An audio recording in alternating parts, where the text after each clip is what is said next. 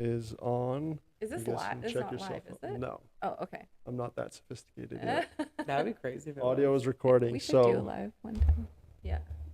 everybody, welcome to another episode of the Moo and More podcast. I'm just going to edit the echo here so we can try and not get that. But I am happily joined by two of my friends from north of the border.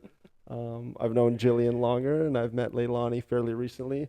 I'll let them introduce themselves individually, but I just wanted to say their names and that I'm thankful for you guys coming to visit me and to interview for the Moo and More podcast. You are the first Canadians that I know who have come to see me since I moved to California, so I appreciate it, and it means a lot, so thank you. We'll start with Jillian. Jillian, introduce yourself, Sure. who you are, what you do, where you come from. My name is Jillian Carr, So just and lift up the mic my name is Jillian Carr. and speak where it says, Oh yeah, over here. there you go. Okay, how's now? Good. Better? Yes. God, this is awkward.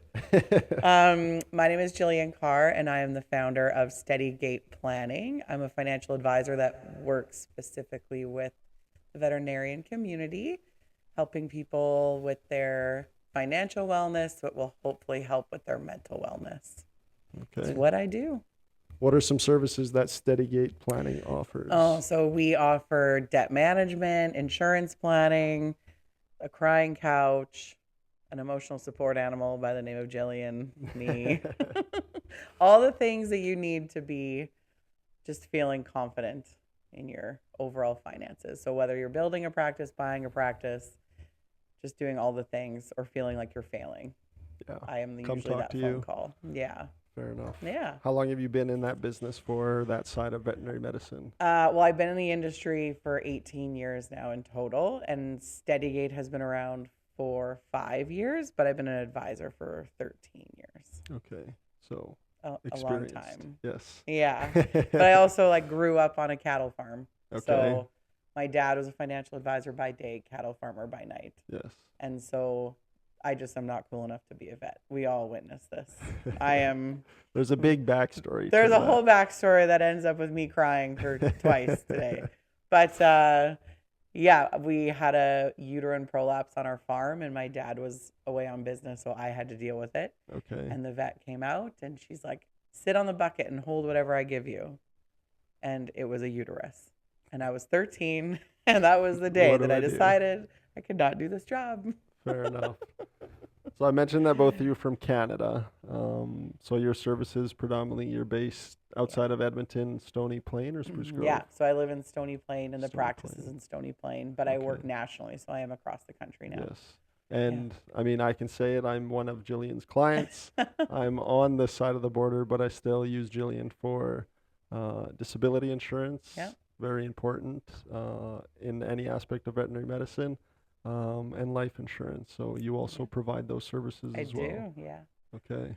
Do you have any plans or dreams or aspirations to go international and come Oh on? my God. No. That is so complicated in my world, like the licensing, the regulatory Oh, bodies, yes. like it would have to be probably a completely different structure and setup. Yeah. That's fair. Yeah.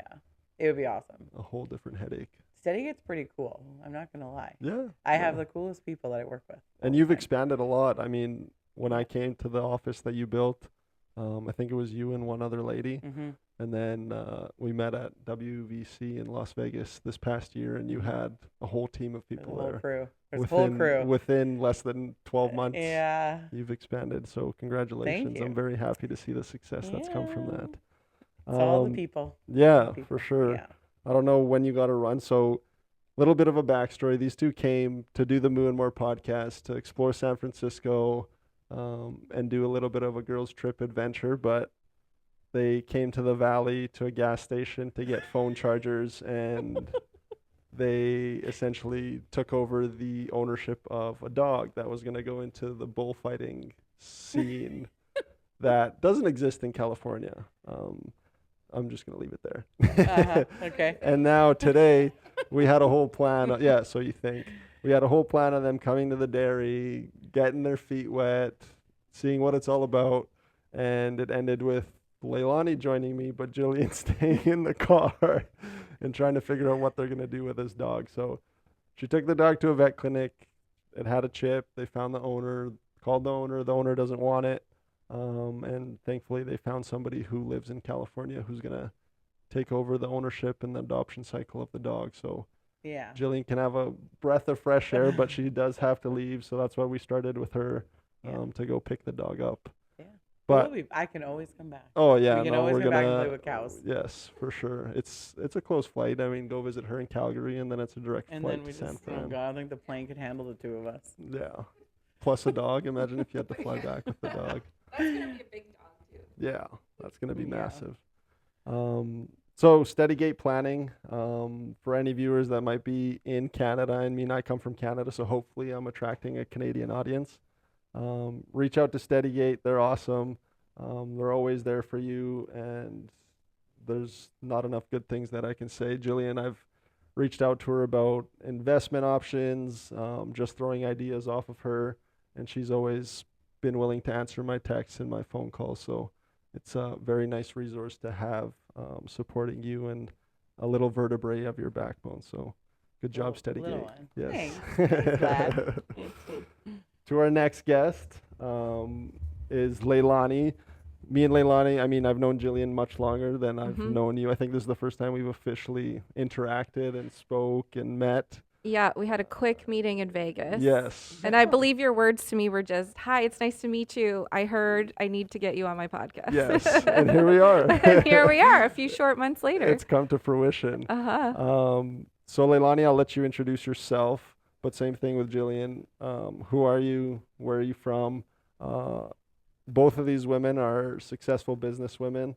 They own and operate businesses, and that was a big reason as to why I wanted the both of you on the podcast. I mean, besides the fact that you guys are an awesome duo and you just feed off of each other, I wanted our audience to be exposed to successful businesswomen in the vet industry.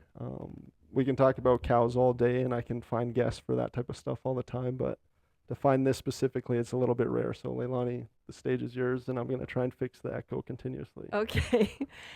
So I'm Leilani. When I'm not doing side quests and sagas with Jillian to rescue random puppies from parking lots, I am an RVT by trade, have been in the industry for 18 years. I did most of my career in emergency and critical care medicine, which I love. I always say that's my first love in veterinary medicine. And most recently, though, I am CEO and co-founder of Animal Health Link. We are an RVT owned and operated veterinary teletriage service. So we work with veterinary clinics both in rural settings as well as urban settings. And basically, when owners are calling, often most of the time it's after hours, but we do operate 24/7. And they have questions about their animals. They're not sure if it's an emergency. They want to know if there's something they can do at home, or do they need to come, right away at nighttime? Or is this, something that can wait for a scheduled appointment? So our RVTs will take those calls and they will triage the case. We created hundreds of triage algorithms in order to assess the patient's acuity. We can use picture and video as needed as well. Determine the urgency. If it is a truly urgent case, we'll either dispatch the on-call vet or get the patient to the nearest DR. However, 75 to 80% of the calls we receive after hours are not true emergencies, which means the vet can keep on sleeping or the owner can, and they can be followed up with the next business day. So we started off in Alberta, which is my home province. Since then, we now operate in every province across Canada, except for Quebec, but that should be coming this year, and then all across the US as well. Oh, really? I did not know that. Yeah. Nice. And then hopefully soon into Australia and New Zealand. I will be in Australia next month. Very cool. Yeah. That is awesome. Yeah. So for the viewers and listeners, I mean, let's start at the beginning. You mentioned RVT. What's an RVT? An RVT is a registered veterinary technologist. Okay. So we do everything from, we're working with all the same species as veterinarians. I think probably the easiest way to put it, because there's such a huge scope of practice, at least in the province that I operate in. We do everything a veterinarian can do except diagnosing, prescribing, and performing surgery. Surgeries, yeah. Okay. Just so that the viewers understand. Yeah. So you started as an RVT. Yeah. And then I guess you worked your way up throughout life, and now Animal Health Link's a big portion of your life. What was it that made you want to pursue? Was it something you've always dreamed about? Is it something that came upon you later on in life? Just tell us a little bit about your story and how Animal Health Link came to fruition.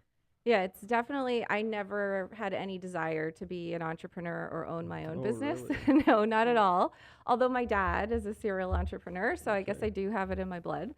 But for me, just for my own personal reasons, I was looking at the possibility of leaving the veterinary industry, and it really broke my heart because I Wow. love the industry. And so I just started brainstorming, like, what am I good at? I mentioned that I had done emergency and critical care for most of my career. One Yes. of the things I noticed when I was in emergency medicine was that there is no standardization when it comes to triage. So, day Mm-hmm. one, when I started as a baby tech, I was looking at this board of 25 patients they threw me on as triage tech, and I was like, I'm supposed to decide who's seen next. So, that really prompted me to start doing my own research into the human side of triage and make some protocols for the practice I was at. So, I'm a big triage nerd, so I knew that I was really good at triage. That's And awesome. then just because I was about to be one of these statistics, I started looking into why are veterinary professionals leaving the field? Because around the time that, which was during COVID, so it was 2020, that's when all, the newspaper articles were coming out saying we've got a shortage. We were hearing Yes. it from the regulatory bodies. And so I started looking into why are they leaving? I Mm-hmm. learned that vet techs like myself are often leaving because they've got young families, their bodies are tired, they're burnt out. Not paid enough. Yeah, exactly. And the veterinarians, the most common reason they leave rural practice is the on call part of the job. Yes. So that's when I had a light bulb moment of, well, hang on, I can teach these RVTs how to triage remotely from home, and Mm-hmm. they can rest their bodies or their minds or whatever it is, be able to be home with their kids, Yeah. and then we can support our colleagues, the veterinarians who are struggling with on call. Very And cool. it happened pretty quick. So, Yeah. I mhm, mean, just like with Jillian, that we mentioned that she went from her and one other woman in her office to now having a whole team that I met. And I didn't meet everybody at Vegas. And with you too, like I heard about Animal Health Link throughout vet school, and I was like, oh, there's Lilani and Sean at something that UCVM was holding, like a career day or something, or yeah. some sort of event. And I was like, oh, it's the two of them. And then now I'm seeing it everywhere. And every clinic, like on fourth year rotations, we're talking about it and their services and that they had it and whatnot. So it's just cool to know that now I know the person who had that vision and had that idea. Yeah, it's I've been very lucky that, and I sort of believe that when you get on the right path, the universe sort Oh of lays yeah, it out for you you and makes it, manifest. yeah, it makes it so Yes, much easier. So for sure. I started thinking about it in November, Hmm. or sorry, October. November, we met with Mosaic Veterinary Practices, which had said to us, if you can get this going by January, we'll, be the guinea pigs with Integrate 4 of it. our practices. And so Sean and I were in that meeting, like, yeah, no problem, we can do that. And then they left the meeting, and we were like, oh my God, How do we do it? how are we going to do this? I don't know, but we're going to do it. We did. We There you figured it go. out, Oh launched in yeah, January, and yeah. there we I go. feel like if you have that set timeline, Oh, you're like, no matter what we do, we have to get it out by this. absolutely. Yeah. Yeah. Sleepless nights, all the Oh, yeah. time, all the effort, but Yeah. that's that deadline that you need so you can't procrastinate. Yeah. And it wasn't easy. Like, I didn't pay myself for the first year and a half. Oh yeah. And I was probably working on, 3, 4 hours of sleep for the first little while. I was taking all of the calls. And Yeah. so, now it's really nice to have built up a team and have a really amazing team so that I can go on sagas with Yes. Jillian. And I know that the business is taken care of. For sure. And yeah, so that's just a great place to be in now. Yeah, I feel like, I mean, me as an individual who wants to go into business, I feel like that's a goal to have, or that you should have as every business owner, is to leave your business behind and knowing that it's still going to operate and function without you there. Because if it can't do that, I mean, some people are, I mean, you have gas stations or different types of businesses where the owner needs to be there every single day. But if you Yeah. as an owner can take the time for yourself or go network or go expand the business, but still leave it at home and everything's taken care of, I think that's an important destination to reach. Well, and there's studies that talk about Oh, yes. Yeah, don't forget the mic. I know. There's studies that talk about what true leadership is, and In true Moana. and Turn it. Moana. There you go. And true leadership is when you are able to actually leave your practice for 2 Yes. weeks. It's a 2-week test Okay. to see if things actually stay together or fall apart. Because Very now you're cool. giving your team all the confidence Yeah. and autonomy, Mhm. which is what leadership is about, right? It's like hiring people that are better than you Yes. to run the company. Yeah, I've Yeah. read a couple things on that too. Yeah. And that's interesting you mentioned that. I mean, my boss, Dr. Pereira, he's currently on vacation. And me as a new grad, like on his previous vacation, he was gone for the longest period of time, and it was that 2 weeks. Mm-hmm. And I feel like me as a new grad, those 2 weeks, I grew more than I did in the 10 months previous, because before that, he was here for anything that I couldn't really know, or something that I couldn't treat or didn't know how to treat. I'd give him a shout, shoot him a text, pull him out of the office. But when he's gone, it's just you. So you're the last line. And that kind of instilled some confidence in me and the capabilities to be like, okay, I think I know what I'm doing. I think I Mhm. can take this on. So that's a cool study that you mentioned there. The fact Yeah. that it ties into everything, especially what's going on right now. Totally. Yeah. Yeah. To Animal Health Link, I just want to know, like you mentioned, Canada, the States, and then Australia. So how many employees is there? I mean, it's mostly all remote. Mm-hmm. Do you guys have a headquarters? Do you guys have offices, or is it everybody's at home and you just communicate online? We do have a head office in Calgary. There's Okay. just 4 of us who are there, and it's sort of open. So Mm-hmm. some of the people there are like, it's easier for me to come into the office when the kids are crazy at Okay. home, so they want to come in. But the vast majority of the staff is remote from home. So Okay. all of the RVTs, we call them operators, the RVT operators who are taking calls, Mm-hmm. they're all remote from home. We have about during our quieter seasons, we have about 65 RVTs working Okay. for us. Our busier seasons, we can have up to 100. So, Stop recording, but you can keep talking. I'll start No, recording again. that's okay. We're good. yeah, during our slower seasons, we have about 65 RVTs working with us. And during our busy seasons, we can have up to 100. Okay. So, I mean, we're working with all species of animals. We'll take any call, whether it's Yeah, wildlife, large animal, small animal, doesn't Yeah. matter. We'll take the call. that's pretty neat. Mm-hmm. That's awesome. So I didn't know, like, the fact that it's seasonal, are then employees part-time? Are they full-time? Are they seasonal? Like, you just give them a shout and be like, hey, you have the opportunity to work. Do you want to work? Or Yeah, so we've got seasonal contractors that come back Okay. with us every I see. busy season, and then we've got our permanent employees as What's well. considered the busy season? The busy season for us is from May until September. Okay. Yeah, we do get a bit busier during calving season, obviously, as well. So January to March is the Okay. busiest there, but it's not nearly as busy as May to September. yeah. So why, I mean, what's your inclination? What's your correlation, or what do you think correlates to why May to September is the busiest season? Well, the nice thing is I have an amazing operations team, so I know why. Okay, there you go. So we collect You a lot have of all the data. data? Yeah, we have all the data. It's because it's warmer months, so especially in Canada, people are going Okay. out with their animals, taking their enough. dogs to the dog parks. They're getting in fights there, Fair enough. getting heat stroke. Same with Yeah. the horses when they're out, horseback riding, and Yeah, they're out that makes sense. out getting More into activity, trouble. More So activity, more injury. yeah, so we get a lot more injury calls during those times. Interesting. Very Mhm. cool. So we're one member less. Jillian had to go and get the dog, hand it to its new owner. Hopefully, new owner. Yeah, Hopefully, she doesn't turn back. But had to They're, finish the lore. yes, they're spending the night in Turlock. I'm going to be bringing this podcast equipment home, so we'll get more of Steadygate and Jillian once we're there. Yeah. But now to focus on Leilani and your journey, and I wanted to sit down with, I mean, Jillian mentioned you at WVC, and I've heard about you. I've seen you going through vet school, and like I mentioned, the practices that use Animal Health Link services, and just to sit down with you and to pick your brain essentially on the business side of things.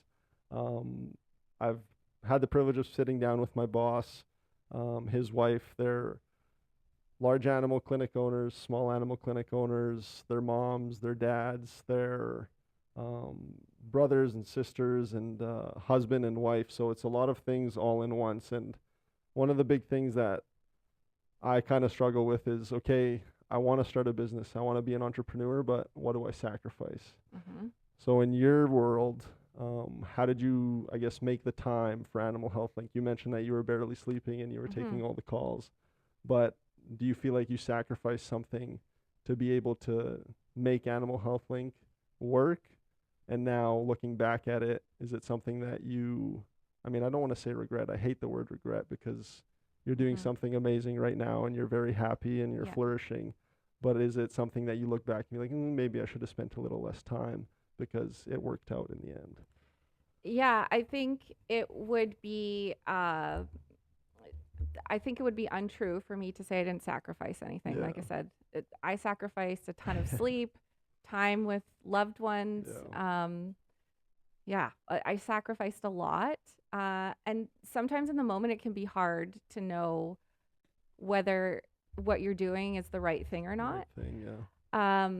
I think for me, because it's something I'm so passionate about, which is veterinary medicine, just the little things, and maybe this is a good reminder for everyone, but every time animal owner would say, like, I'm so glad that this service exists, I was able to talk to you, or, our clients are the veterinary clinics. So sometimes they'd reach out and be like, we're so impressed with you guys. Our vets are getting, their call volume has dropped by 75%. They're getting way more Wow. sleep. And they're not going to leave the practice because of you. So Yes. that makes it all worth it for me, because I know that for every one veterinary professional that I keep in the industry, whether that's an RVT who's going to stay in the industry to work on my team, or a veterinarian who's not going to leave practice because of on call. Yeah. So for every one vet professional that I leave or that I keep in the field, I help exponentially more animals that way. For sure. So that definitely drives me through. That's definitely a good way to think about it. I didn't really wrap my head around that aspect of it. Um, I mean, everybody knows we're involved in the veterinary medicine industry. Um, I mean, just on the large animal side, it's had a lot of news coverage, a lot of media coverage. On the small animal side, you're seeing all these corporates getting involved, picking up these clinics. But from your perspective, as somebody who's a business owner and who is involved heavily with vet med, where do you think it needs improvement? I know today you wrote along with me and you mentioned something about like responsibility and making sure that vet med is sustainable Mm-hmm. for the future. But what else is something that you think vet med as an industry can improve on to keep those individuals besides the on call? Like, what are some other things that you think can be improved? I think it's the age old resistance to change. I Yes. see that so often. So, for example, AI is all the rage Oh, now. yeah. I've seen so much resistance from veterinary practices saying, like, we got to ban this. They We don't have want to to, use. I don't want to use it. I've seen a lot more leniency lately in terms of using AI for soap notes. But I'm so, for me as a veterinary professional, I'm actually quite excited to see what it's going to do. I remember back in the day working at some old school practices where they didn't want to have an advanced, anesthesia monitor, because they would say, well, if you have the anesthesia monitor, then you're just going to Forget look about at the that and not patient. look at the Yeah. patient. It actually did the exact opposite. It really upgraded the level of care we were Yeah. able to give the patient. It just meant that I was able to do more. So, Mhm. of course, there's going to be times that the monitor isn't correct, but hopefully I've got the critical thinking skills Yeah.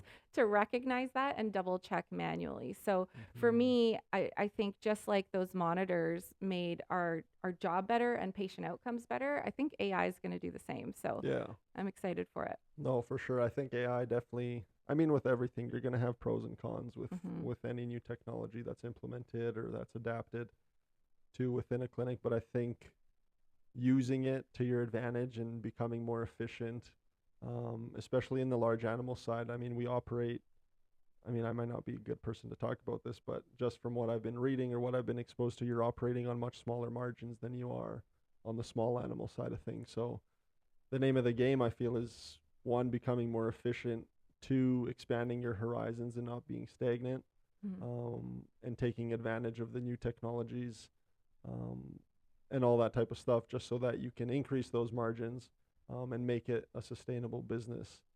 One thing I wanted to ask you, and I think it'll be good because you come from a technician background, you still sometimes go into clinics and you do technician work. On the large animal side, we're seeing now a shift. I know in Alberta they're starting to provide technicians with more freedom, sending techs out to palpate cows, sending them to the certification program to be able to do that and all that. On the state side, we're seeing a bit of a pushback from the industry, whether it's associations who aren't willing to do that, whether it's those veterinarians who have been in the industry for forever and they're saying, no, this is a vet's job and we're going to leave it at that. What's your opinion on that? Well, I'm glad you asked. It's Yeah. it's that same old thing, right? The resistance to change. And I think there are so many techs out there who want to have more responsibility, Yeah. want to be able to help out their colleagues, and it's going to be the best thing for our patients as well. Yeah. And so it's frustrating to see that some get really worried about techs having more responsibility, because I think only good things can come from it. I'm excited to see what's going to happen there, and I've seen it with Animal Health Link. We had a ton of resistance Yeah, at the start. at the start, from veterinarians who would say, well, we've always done it this way, we've always taken the calls, I don't know how my clients are going to react to talking to an RVT. And I think it's also the RVT's responsibility, us as a group of professionals, to be able to educate the public about what we do too, because Yeah. if they don't know and the only people they talk to is the veterinarian and maybe the receptionist, Yeah. of course they're going to be resistant Oh, to talk to yeah. you because they have no idea what that is. But again, with Animal Health Link, it's really cool to see what can happen when you have a group of RVTs who step up to the plate and Yeah. say, hey, I want to take more responsibility. I also think the reason I hear a lot from veterinarians why they don't feel comfortable with a vet tech taking on some of those responsibilities is the liability side of things. And so I actually do think that, and I know that's the same in California, having a registered or licensed or certified veterinary technologist is really the key to helping with that liability piece, because oftentimes we so much look at liability or risk as a bad thing. And I see it as a really great thing, because when I started Animal Health Link, I talked to regulatory bodies who would say, well, you're going to put your license at risk if you do this. And, it took me a few times of hearing that for me to finally say, you know what, isn't that a good thing? Having risk actually makes better patient outcomes. It doesn't mean that because something is risky, we don't do it, right? I'm at risk all the time. Even just taking blood, something could go wrong and my license is at risk. That doesn't mean I don't take blood. That means that I'm following proper protocols, have the training and background in order to mitigate that risk as much as possible. But the only way for us to grow as an industry and, sort of push more of those boundaries is to take some risks and have people who are willing to do that. So I think having, a licensed or registered or certified vet tech is the key there, because my license is at risk just as much as yours that way. For sure. Do you see that,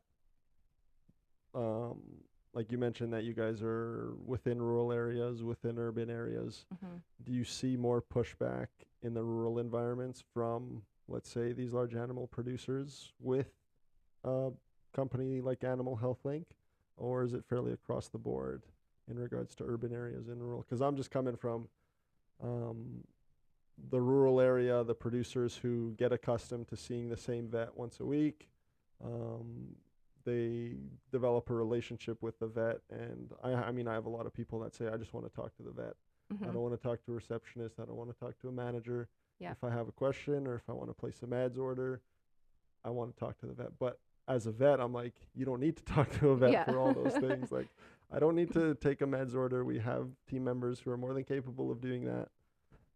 So I'll start with that first question, then I have another one. But do you see pushback coming more so from the rural areas that Animal Health Link is exposed to, or the urban areas? I think it's both, honestly. Really? The rural areas, sometimes there's pushback, like you say, if it's always been done where the producer talks directly to the veterinarian. But I also think that's part of the reason why there's so much burnout there. And so you see that, but also I see a lot in the rural areas that the producers are starting to recognize that, hey, if we don't change things, we're not going to have any vets in the area. So I've actually seen that change quite a bit over the last 4 years that we've been practicing, where Yeah. they've started to say, like, no, we're happy that the vets are getting a break. We see how hard they work. In the urban areas, though, it's the same thing. We talk to some veterinarians who say, I keep the phone on me me all sometimes, or I have times. I respond to my email all the time, or Yeah. yeah, and they just they have difficulty passing the baton off to Yes. somebody else later. So I'd say it's both, but Okay. yeah, things are changing for sure. I do think that that's where some allyship can come into play between the veterinarians and the vet techs is if I'm coming along with you, like today we were on the ride along, and if you've got Yeah. a tech with you and you're able to introduce them to these producers, Yeah. especially if they've got an extra certification like being able to preg check, Yeah. then that goes a long way in terms of being able to say, like, hey, this is Leilani, she's my vet tech, this is what she Yes. does, and that trust builds. And then you're As more of a time. Yeah. team and they feel comfortable For going to sure. either of you. No, I completely agree. And I mean, even today, like, there's some things that the owner wanted and I didn't have on me. And I was like, hey, Leilani, you mind running to the truck to grab that? And you did. And it's so much of a help for me, but also the producer sees things like that. But I agree 100% on that front where, I mean, even as a new grad, it's not like you come to a practice and, I mean, hopefully practices like this don't exist, but I'm sure some do where the practice just throws you to a herd or throws you to a producer and they say fend for yourselves, but it's what I was exposed to was I was always with another veterinarian. We made sure that the producer was okay with me being there, that they liked me and all that, Yep. and you have that relationship building time before you start going on your own. So at the place that you were with me this morning, I was with different vets throughout my first 3 to 4 months, and then I started going by myself once both I got comfortable and once the producer got comfortable with me there. So yeah, I agree with you. You mentioned burnout.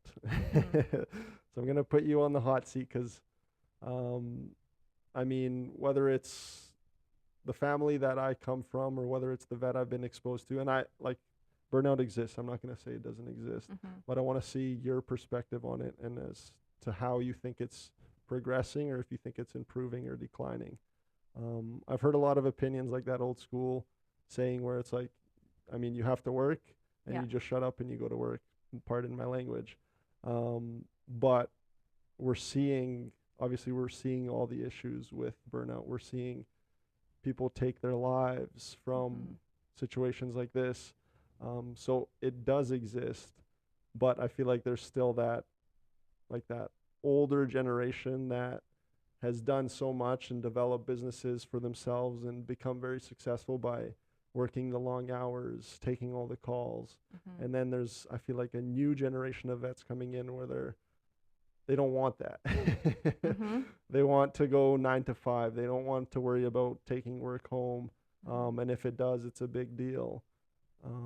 I guess I just want to know what your perspective is on burnout and how you think some ways are that we can improve that or how we can focus more attention on it if need be.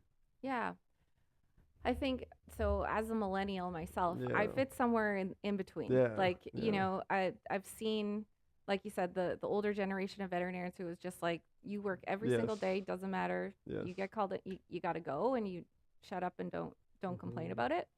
And then I've seen some of the newer generation of veterinarians where it's like, I don't like, want I absolutely don't want it. any This is extra work. No. no, this is like a Yeah. check to me, right? Yes, And yes. so I feel like I fit somewhere in the middle where it's a calling for me, so it's important. I think about my patients after Leaving and- after leaving and Yeah. that sort of thing, and I would do things to help them out, but I certainly need to have a break as well. Yeah. So because of that, I think that communication is really what's the most important thing there. So you Yeah. can have some people who will say, I'm fine if you want to call me after hours. I have no problem picking up if it's about my patient because I'll worry otherwise. Like Okay. if I, if I see in the morning that, they had called in and, they didn't go through to me, that I'm really going to worry about or I'm going to feel bad Yeah. about it.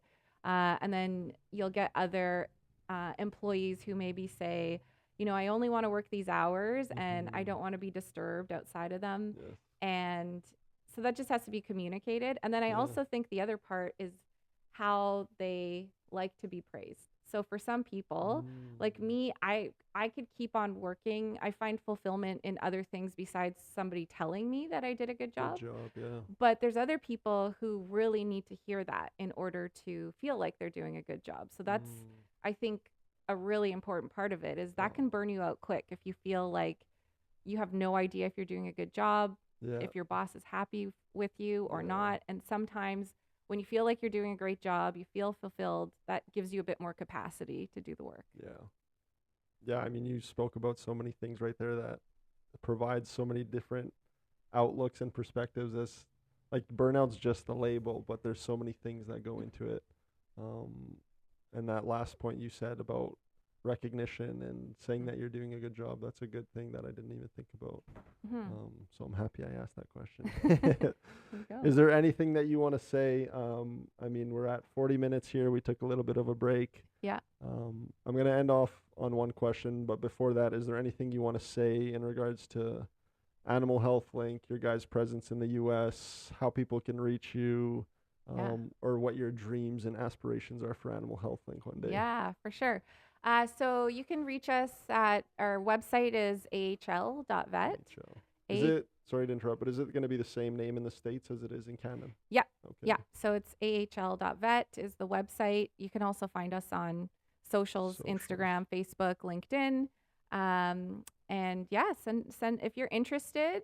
Our RVTs are ready Oh, and yeah. geared up to help you out. So give us a shout out and Yeah. we can talk about how we can help your practice. How many practices or clinics are using AHL right now in About Canada? 200. 200. Yeah. Okay. Mhm. Yeah. That's fairly significant. Yeah. Yeah, Awesome it's great. stuff. I like to end off on a note where it's more so you providing the audience a little bit of advice. As mentioned, you're a businesswoman. You started off from the bottom, and now you're growing and expanding. So, what are some pieces of advice that you'd offer, whether it's animal health or RVTs that want to do something similar as to what you're doing, whether it's starting as an RVT, seeing an issue within VetMed and wanting to improve it, or just general individuals who are watching that might not have any veterinary industry background, excuse me, but they still want to potentially become an entrepreneur and try something and commit their time to creating a business? All I could say is you just got to go for it. Yeah. Like there's no way for you to know for sure if it's going to work. Yeah. But if you have a lot of passion, I think it's really helpful if you know if you've got expertise in the type of business you're going into. So I knew what RVTs were capable of, and I knew the pain points of the clients that we'd be taking on. Then you've got a lot better chance. But I think just get out there and start talking to other entrepreneurs. There's a really great network of entrepreneurs in Calgary, so I'm lucky there. Yeah, Calgary's a big hub. It is a big hub, but also there's so much that you can do, these days online and that sort of thing. But getting to talk to other entrepreneurs, it always sparks a lot of creativity, and you never know who you're going to end up networking with, and where life's going to take you. Who you're going to meet. Mm-hmm. I'm a strong believer in that a lot of, I want to say a lot of my success is going to depend on a lot of people that I have the opportunity to meet and network with.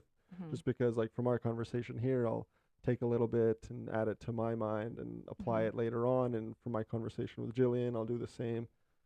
So I definitely align with you on the networking side of things. We'll talk to Jillian a little bit later, a little bit more in depth. You guys started your own podcast. We did, yeah. Don't Call Me Caddy. I'll provide you the stage to introduce that here. And then once you two are together again, you guys can expand on that. But tell the audience everything you can about Don't Call Me Caddy and why it started. Absolutely. So Jillian and I text each other all the time, or we're sending each other memes or doing whatever.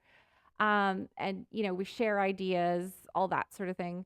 And, we were up late one night just complaining about some of the things in the veterinary industry that we were, saying, we wish that this would change, or we feel really bad about this happening. And we knew that we had we shared a booth. Well, I shouldn't say we share. We each had a booth right next to each other at the Canadian Vet Med Association conference that was coming up in June. And so we just thought, wouldn't it be cool? Like, there's so many interesting people at a conference, and they're all there together at one time. Wouldn't it be cool if we could have a pop-up podcast at the conference? And, you know, we'll book a few people, but I'm sure there'll be some really interesting people that'll come by, and we can have a quick chat. And so, yeah, we just decided to do that, and it worked out really well. We recorded 12 episodes, I think, at the conference. And we've got another one coming up at CanWest, in October. And that's where it started. And then now we're doing road trips with it. You guys are doing major road trips. I didn't expect you actually to come to California, but I'm happy you guys did. Yeah. We talked about a lot. Anybody who's interested, AHL, Animal Health Link Vet, you guys can find them online, find them on the socials, follow them. Now you've heard a little bit about their story, where they started from, where they're at right now. And I feel like a lot of our listeners and viewers are US based. So now that you guys are transitioning and coming into the US, I feel like that's going to be really cool to follow and see how you guys grow. Absolutely. So I want to take the time. I want to say thank you, Leilani, for sitting down and talking to me. I know that it's not going to be the last time, but it was a great first conversation, an icebreaker to get to know each other. And I think that'll be that. My camera's going to die soon, too. So. Thank you for having us on. Of course. Okay, last question, actually. Why is it called Don't Call Me Caddy? Oh, gosh. That's, maybe I should. Do I have enough Yeah, okay. We'll do it for when we're together. Yeah. We'll wait till Jillian's there. Okay, sounds good. Perfect. Thank you. All right. Yeah, thank you.